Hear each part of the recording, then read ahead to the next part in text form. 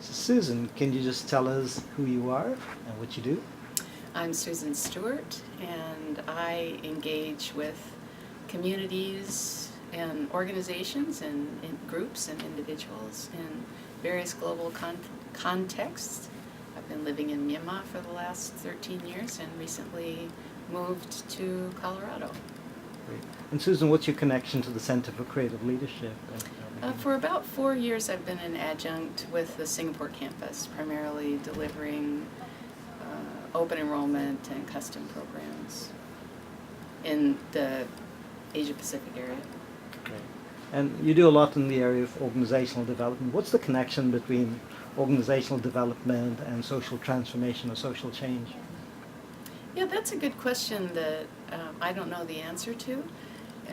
I'm really interested in what happens when you take the same kinds of concepts of organization development and broaden it to a community context, a context that may be at a crossroads where there is common ground between civil society, business, and government, and where we can create the society that we want to be and become.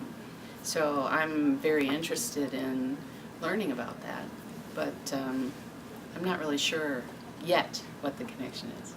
Okay.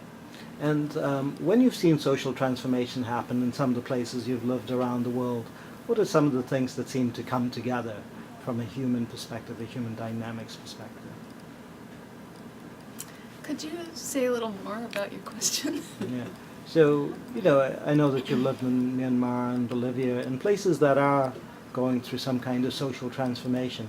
And when you've seen that happen in a good way, what has come together from a human perspective, from a people perspective, versus say, well, there was funding or change in government, but what's really happening at the community level with the interactions of people that's different? One of the things that's fascinating in that space of social transformation is when you get representative individuals from multiple points of view who are in the room at the same time with a liberating structure for conversation, whereby the conversation they have is so meaningful that they make deep connections, they discover directions they may never have thought of before, and they get so excited to move forward. So I think that's a very interesting place. When I lived in Bolivia, there was a social transformation that took place that actually led to the current political situation in Bolivia. No one could have predicted it, but it started really with education reform and the involvement of popular education in the public sphere. So the Freudian concepts of dialogue and getting people to actually talk with each other and share from their knowledge and their learning and their space, and so that the system, essentially the system, started to be able to see itself more clearly as different components came together. That created the ability to transform the education system from rote memorization to a more didactic type of approach to education.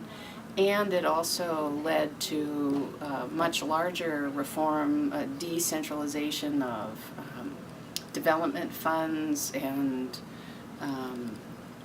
really whole political change so that an indigenous person could become president of the country. And the interesting thing was it's not about that one leader, Evo. It was actually about the social movement that took place that allowed him to gain his position and then to continue on with the transformation process. So that all was initiated as people came together from their different points of view and were able to have meaningful conversation and say, hey, we can do this part, we can start in this place and make this big change happen. And they did it. And then that went on, and that fed other people. And it's not linear. I might see it as linear, but it wasn't linear at all. But, Right. yeah. So a question that we often ask people, as you've lived a life, and it's about learning, change, and growth for all of us.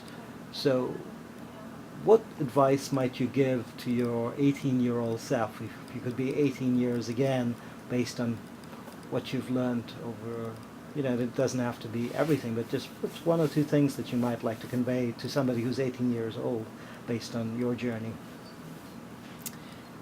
One thing is that to get in a place where you have the opportunity to interact with people who are very different from you in an appreciative way, because the space where you meet and your differences are is the most beautiful space of growth and development, and so much can come out of that space. And the other is keep your eyes above the horizon. We tend to get focused. We think we have the answer or the best model or the best person for the job, and then we forget to look up. And if we look up and recognize that there are many other things happening at the same time and many other inputs coming in, it really does create a space where we can continue to learn and grow and discover, maybe that one is good, and this one is also good, and this one is also good, and how do we connect those and grow and develop and make and move forward together. And can I do one more? I think the other one would be consider, as you learn and grow and connect with others, consider how you will be with other people, and be choiceful about the way you interact with other people, considering what will create a greater good or a better society, as opposed to what will be the best for me. Good. Thank you, Susan.